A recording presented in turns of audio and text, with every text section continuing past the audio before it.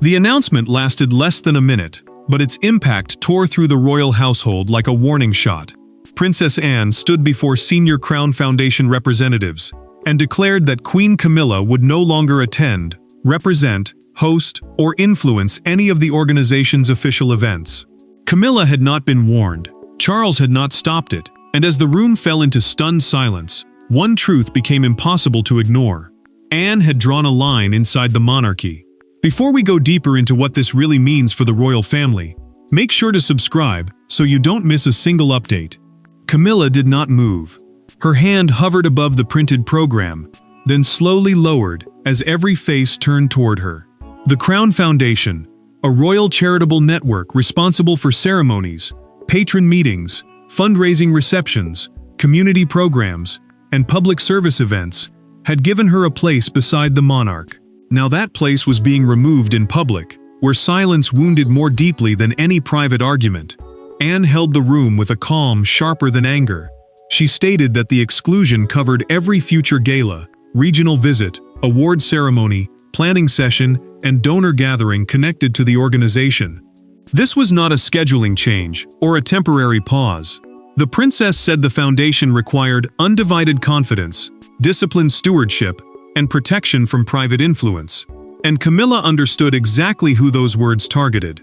Charles felt his wife glance toward him. The king adjusted his cuff and kept his eyes lowered, a gesture carrying the weight of betrayal. Camilla expected him to interrupt, challenge the ruling, or ask Anne to continue behind closed doors. He did nothing. His silence told the room that the monarch would not rescue her, and it told her something worse. He had known enough to remain still. Anne placed a signed directive on the table. The governing council, the group authorized to control foundation decisions, had already approved the measure. No private request, marital appeal, or royal favor could undo it. The decision had been prepared, recorded, and protected before Camilla entered the reception, leaving her no path of escape and no chance to reclaim control that morning. Camilla rose without speaking. Her chair scraped backward, but she offered no protest or farewell. She walked through the side door, while Charles remained seated, his face tense. Only after it closed did Anne tell the council that this announcement was not the beginning. It was the final step in a battle building for months. But to understand why Anne was willing to humiliate the queen consort in full public view, the private fears and personal loyalties surrounding both women must first be exposed. This was never simply a dispute over invitations, ceremonies, or charitable appearances. For Camilla, the Crown Foundation represented acceptance, the final proof that she had moved beyond decades of suspicion. For Anne, it represented duty inherited from a mother who never treated royal service as personal property. Both women understood what was at stake. One saw exclusion as rejection, the other saw it as protection. And between them stood Charles, divided by love, guilt, and the weight of the crown. Camilla carried that history into every foundation room she entered. The Crown Foundation, a charitable network coordinating royal ceremonies, donor gatherings, community programs, and public service events, had allowed her to welcome national representatives and stand beside the king as a recognized figure of service. Each handshake mattered because it signaled acceptance. Each appearance softened an old wound. Losing that platform meant losing the clearest proof that the institution had finally made space for her. Anne saw the same organization through a colder lens. The princess believed charitable bodies survived only when service remained larger than any household, marriage, or personal reputation. She had watched her mother protect that line for decades, and she feared Camilla's private office was quietly turning foundation access into an extension of the queen consort's own influence. To her, this was not cruelty, it was defense. Camilla entered a private sitting room after the reception and removed her foundation badge with trembling fingers. She placed it on the table, stared at it, and told Charles that Anne had not merely removed her from a schedule, she had erased years of effort before the entire household. The Queen's voice remained controlled, but the hurt beneath it was unmistakable. Charles moved closer and insisted that her place within the family remained secure. The king believed reassurance might calm the wound, yet his words only deepened it. Camilla answered that security meant nothing when everyone had watched him stay silent while his sister stripped away her authority. He tried to explain duty. She heard abandonment. Anne, meanwhile, reviewed a documented account prepared by Foundation officers who had raised concerns about blurred authority, altered programs, and pressure from Camilla's advisors. William had read the same record in private. The prince supported a formal review, not from revenge, but because staff feared the organization's independence was being weakened. Charles learned of that support through a sealed council memorandum delivered that evening. He read William's name twice, then lowered the page. Camilla had expected resistance from Anne. She had never expected the future king to stand behind her. Yet William's support did not begin with family resentment. It began with one disastrous ceremony that transformed quiet concern into an irreversible royal crisis. Months before the public exclusion, one carefully planned ceremony exposed everything Anne feared. It should have celebrated service, sacrifice, and the quiet people who carried their communities through hardship.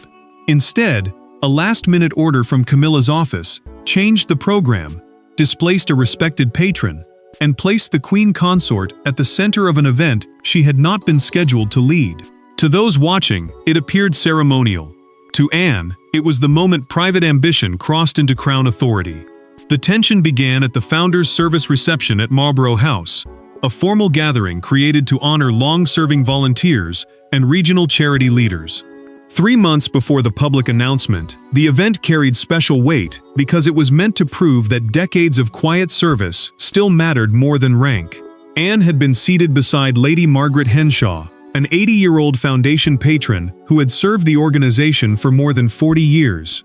Minutes before the ceremony, Camilla's private secretary approached the organizers with a sudden instruction. The Queen Consort would deliver the closing address instead. Lady Margaret would be removed from the central chair and placed at the end of the second row. The change seemed small on paper, yet it stripped the elderly patron of the recognition she had earned, and turned a celebration of volunteers into another display of royal position. Anne entered, and understood immediately. She saw Lady Margaret forcing a smile, her program folded tightly between both hands. Without asking permission, the princess pulled an empty chair back beside her and invited the patron forward. Camilla watched from across the room as Anne refused to accept the revised arrangement. Neither woman spoke, but the silence between them carried a warning.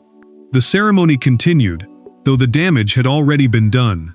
Camilla delivered the address with calm authority, while Lady Margaret received polite applause from the second row.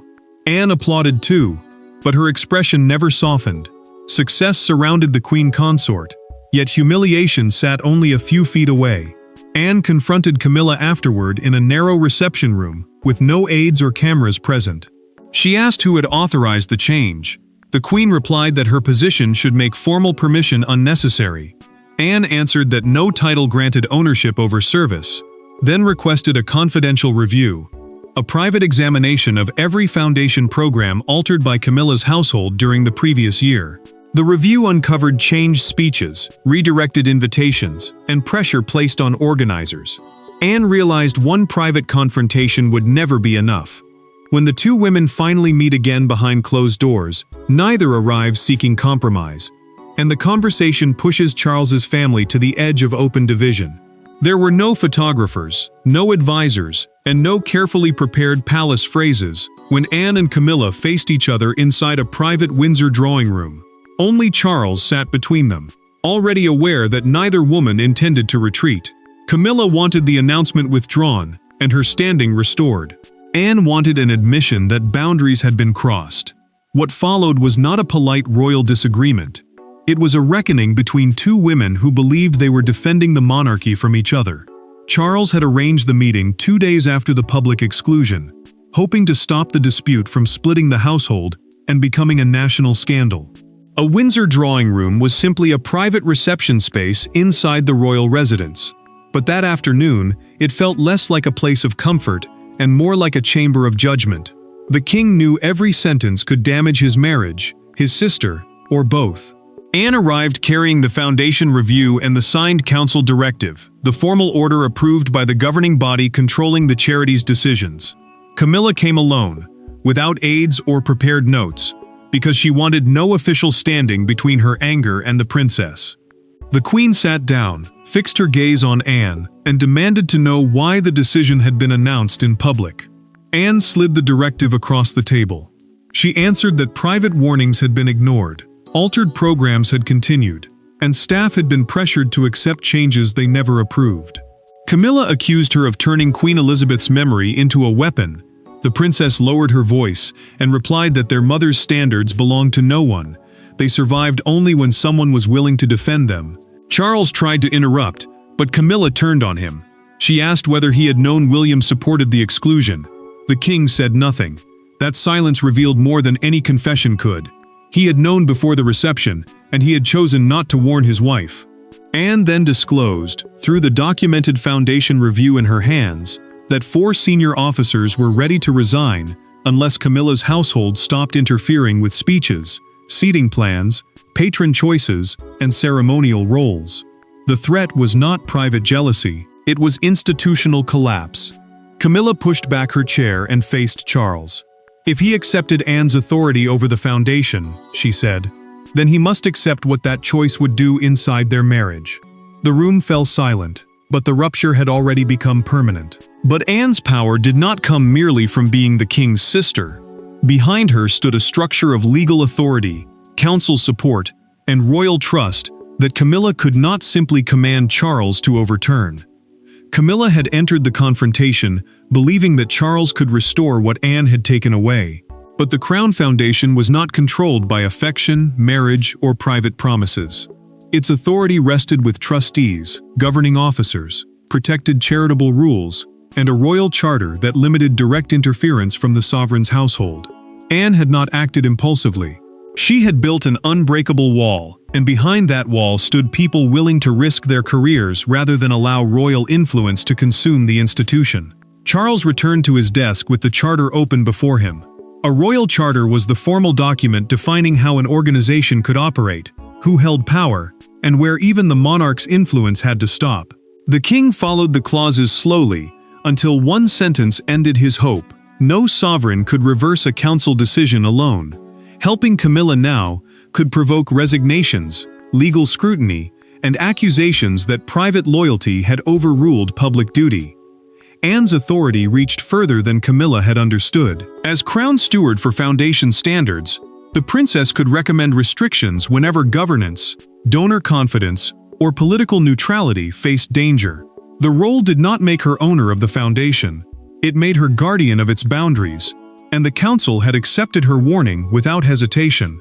Camilla waited in the adjoining room, convinced that her husband was searching for a hidden escape. She heard the door open and studied Charles before he spoke. The answer was already on his face.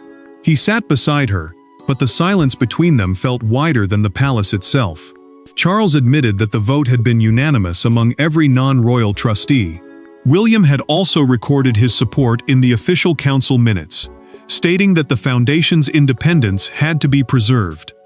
The prince's written position mattered because he represented the monarchy's future, and his approval removed any hope that the decision would disappear with time. Sophie had supported Anne as well.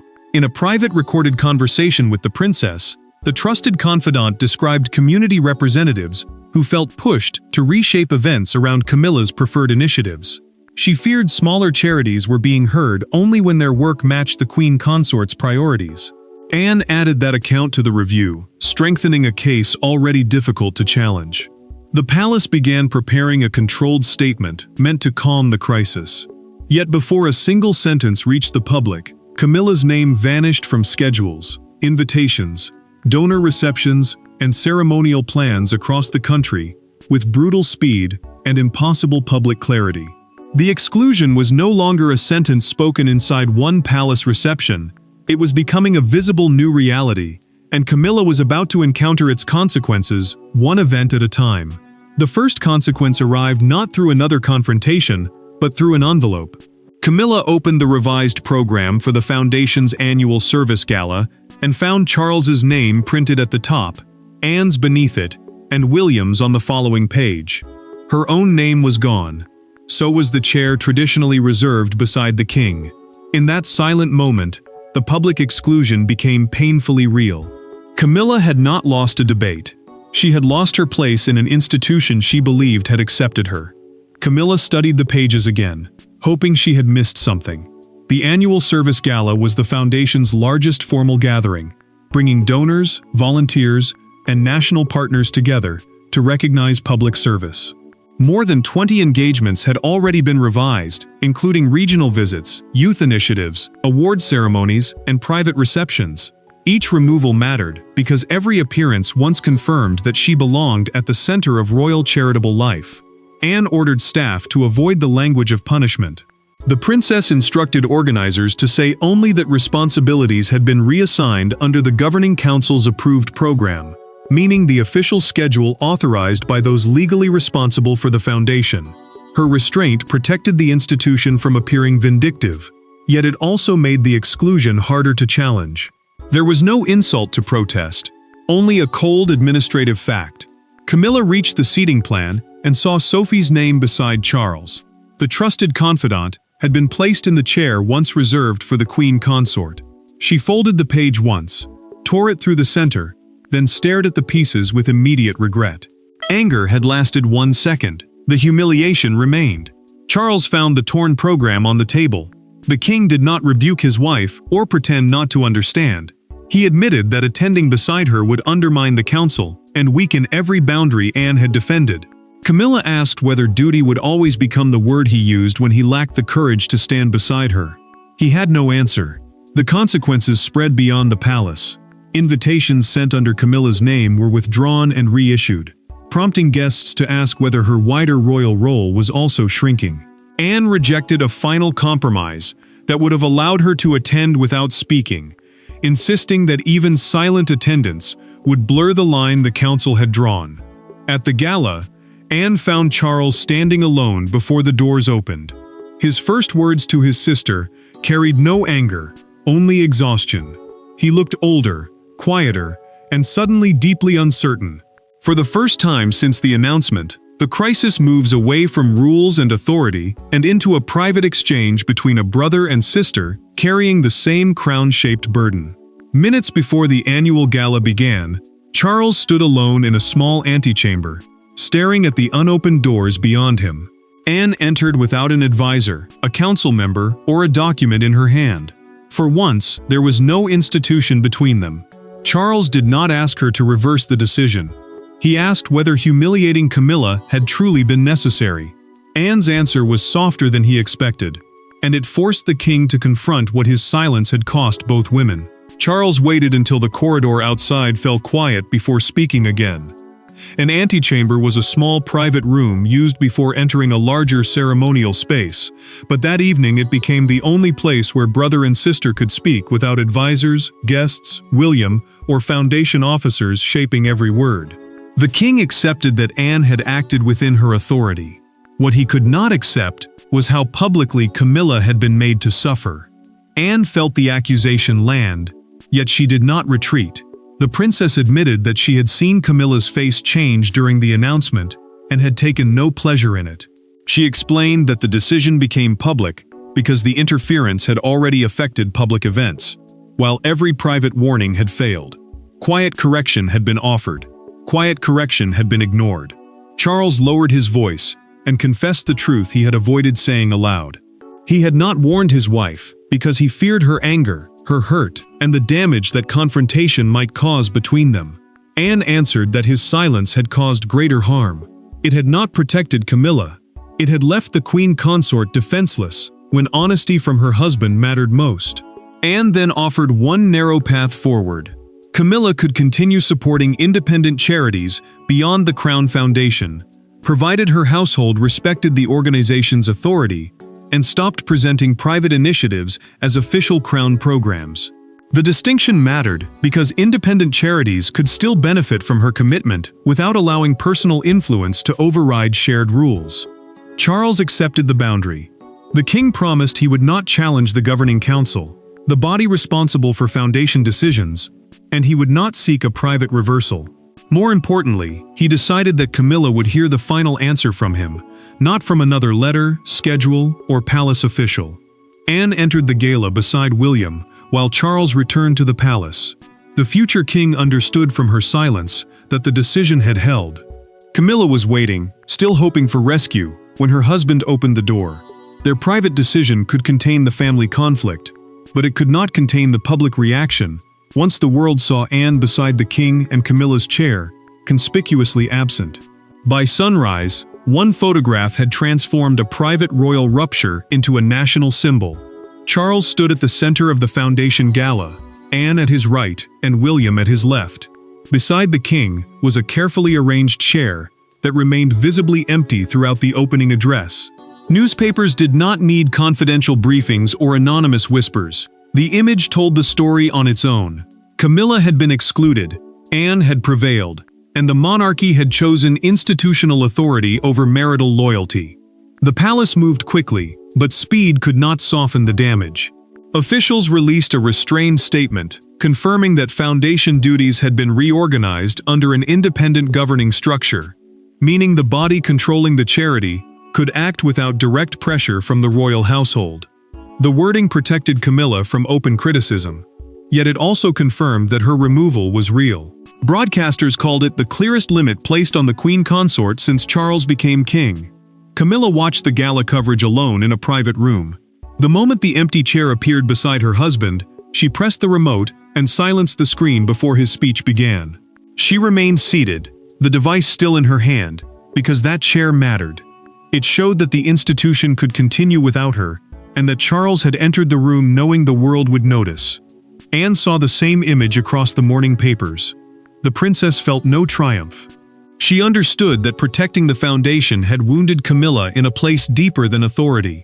It had attacked her sense of acceptance. William noticed Anne studying the photograph and quietly reminded her that necessary decisions could still carry a human cost. The future king supported the ruling, but he did not celebrate the pain it caused. Outside Buckingham Palace, a crowd gathered around a newspaper stand beneath the headline, "Anne draws the crown line." Some praised the princess for defending public service. Others called the empty chair needlessly cruel. During a live morning broadcast, a veteran royal commentator offered the sentence that soon dominated the crisis. This was not the rejection of a woman. It was the rejection of private control over a public duty. Camilla heard that remark through a recorded news summary prepared by her staff. She did not argue with it. For the first time, the Queen consort understood that public opinion was no longer deciding whether Anne had acted harshly, but whether Camilla could still serve without controlling the foundation. That choice would determine whether humiliation became defeat or transformation. The final outcome would not be decided by another council vote, but by what Camilla chose to do after Charles confirmed that Anne's decision would stand. Camilla listened without interruption as Charles delivered the answer she had feared from the beginning. The exclusion would remain.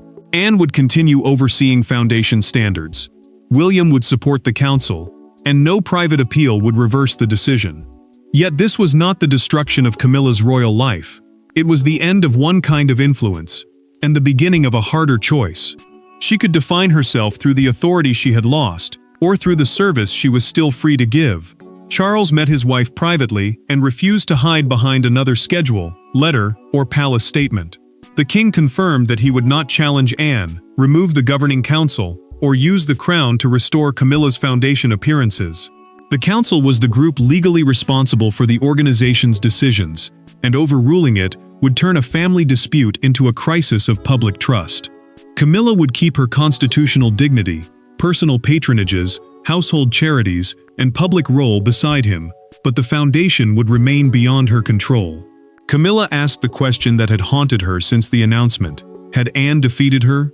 Charles answered that the foundation had never been meant to become a contest between two royal women. The Queen consort looked toward the torn gala program, held it for a moment, then placed it into the fireplace.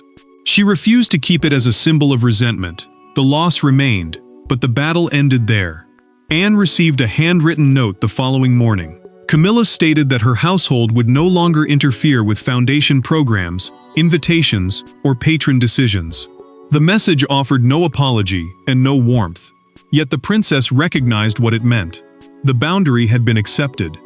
Anne then instructed staff never to use the exclusion to belittle her sister-in-law. Protection, she insisted, must never become revenge. Camilla redirected her work toward literacy, domestic abuse support, animal welfare, and smaller independent charities, where her commitment could matter without challenging foundation authority. Charles learned that avoidance could wound more deeply than truth. Anne proved that loyalty sometimes demanded resistance to the people closest to the crown. William's support gave the settlement permanence. The future king accepted Anne's limit, respected Camilla's remaining work, and made clear that the next generation would protect service from private control without turning correction into cruelty. The empty chair was eventually removed, the programs were reprinted, and the foundation continued, but the lesson remained permanent. Inside the modern monarchy, belonging may be granted by family, while authority must still be earned, limited, and protected. Thanks for watching. Please don't forget to like and subscribe, and we will see you in next one.